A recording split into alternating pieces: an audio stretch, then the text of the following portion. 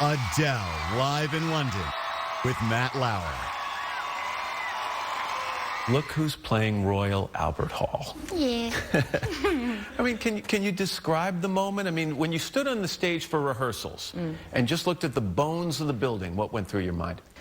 Well, I mean, I've been there a lot, you know, when I was younger, to see shows and stuff, and living in London and being British, but also kind of around the world. It's a renowned venue. Do you know what I mean? Everyone kind of knows of it, or they've at least heard of it. So yeah, it gave me complete shivers, and it was a moment I'll never forget. So were you nervous when you actually stood up on stage with the crowd there? Yeah, I kind of took the full throttle of the fact that I was about to play Royal Albert Hall. So I wasn't as bad as when I went on stage as when I normally am. I'm normally super, super nervous. But with the crowd there, it was incredible. It was scary. It's symbolic of the year, though. I mean, when you really think about it, that is a major career accomplishment for any artist. And it was really just a fitting part of this year you've had. What was the pinch me moment in the year? I think the Grammys was the pinch me moment of my life, really. It's going to sort of be up there in the top moments of my life ever. And, you know, I'm still young, I've got so many other things to do, and I doubt I'll ever achieve anything quite as spectacular as that night. I was thinking about it a little bit last night when I was thinking about this interview and stuff like that, and I got a bit choked up because it's amazing to do so well anyway, you know, and to have so many people want to see you live and hear your record and have a record touch so many people that you don't know. It's like, it's so bizarre having that many people relate to something that you've gone through. And I remember feeling so alone when I was going through it, and there's like 25 million people that are like, yeah, I get what she's saying.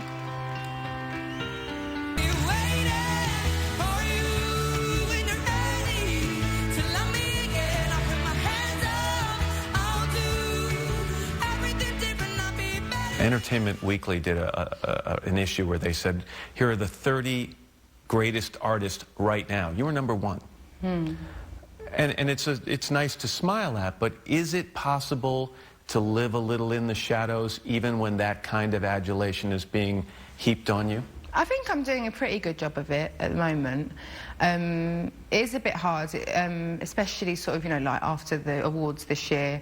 It was really horrible. The press were outside my house all the time. They're going through my rubbish, harassing all of my family, had paps camped outside my 65-year-old nan's house, and, you know, throwing stones at her windows and stuff like that. Do you ever wonder what they're looking for, what story they're trying to figure out? I don't know. I mean, I would have thought that every kind of bit of juice on me's come out by now, do you know what I mean? And I think they're obviously a little bit like, hang on, there's not really any juice on this girl, surely that's not possible. But there isn't, you know. I had no secrets, I never have, and I've always talked so openly about things. So I don't know what they're looking for. But I mean, it has started to calm down now, and I have had to become a complete recluse in order for that to happen. I've managed to sort of stay out of the public eye recently. But the other day, I walked through Trafalgar Square on a Saturday afternoon. Describe the scene. What was happening? Well, I mean, I was a bit worried. I was in my pyjamas as well, because I'd been working the day before, so all I had were these awful, I was in colour. I'm always in black. I had floral tracksuit bottoms on, this massive green coat, and some little pink pumps. And so wait a second, nobody recognized you? Nobody recognised me. A couple of people looked round, but they were like, no, she's in colour. And what would she be doing walking through, like, you know, a packed Trafalgar Square on in Saturday? pyjamas? In pyjamas.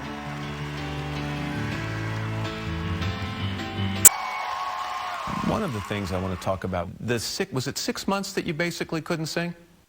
Well, yeah, my voice went on the 1st of October, well, the one when I had to have my surgery, 1st of October, and then Feb 12th was when I sang again for the first time properly. In some ways was because of all that was swirling around you and this career that was just exploding.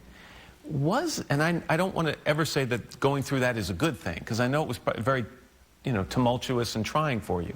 Was that pause helpful, though? I don't know, it was kind of...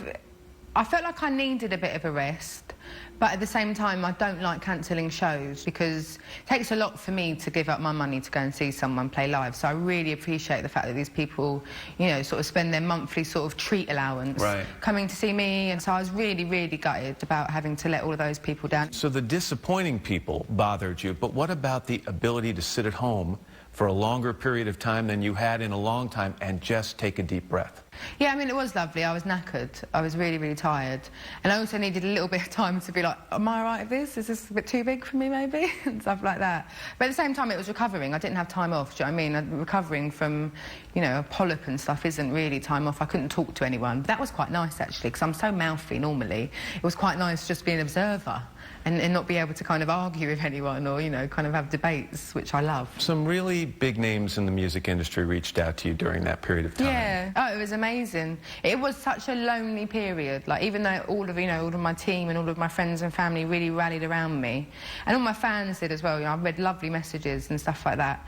I felt really scared and really lonely, and as much as they were all there, I felt like no one understood. And then I just started getting, you know, obviously John's kind of my peer, John Mayer, and he was so brilliant. He really calmed me down, and he could always sort of pick up my tone in the emails of how scared I was, and he'd be like, look, you know, it's this, it's that. And then I was getting emails from like Roger Daltrey and Elton John and Steven Tyler, who've been going for decades and decades. And at that point, when you start to hear from these legends, do you start to say, wait a minute, I'm in a whole different crowd here? Yeah. The night before the Grammys, Elton John called me at the hotel room. I had no idea who it was. And he just started chatting away to me, and it was really... And I passed the phone on to a friend, and I was like, oh, yeah, it's Elton. It still cracks me up.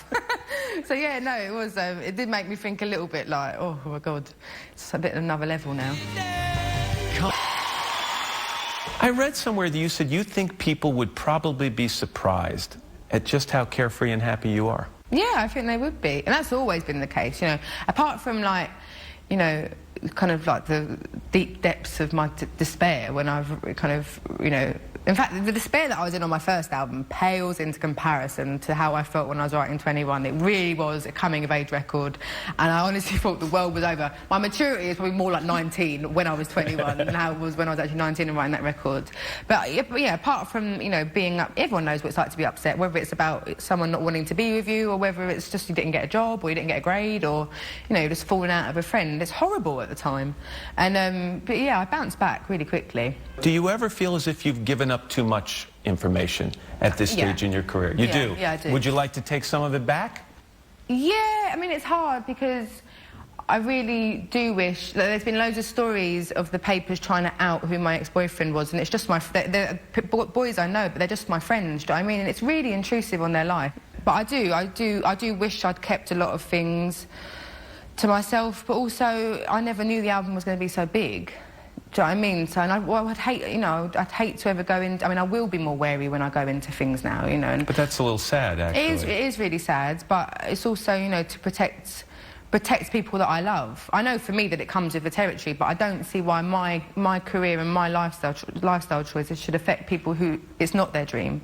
It's got nothing to do with them. It's a double-edged sword, because as a songwriter, you have to be able to tap into that experience. Yeah. And yet if you tap into it too much, then somebody else feels the pain of it. I think in the songs I can still be really, really honest, but I think when I'm in interviews, when I'm explaining my songs, I just shouldn't be so direct and so rude about who they're about. If your exes were to write songs, what would they sound like? I don't know, but I'd myself, so I feel sorry for them.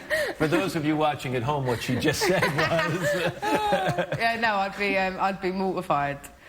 But also, if they wrote songs about me, they'd probably be like, yeah, this song's about Adele. I've never given any names, ever. Do you know what I mean? So everyone's going to know the song's about me. No one actually knows who my song's about. Coming up. Never mind, I'll find someone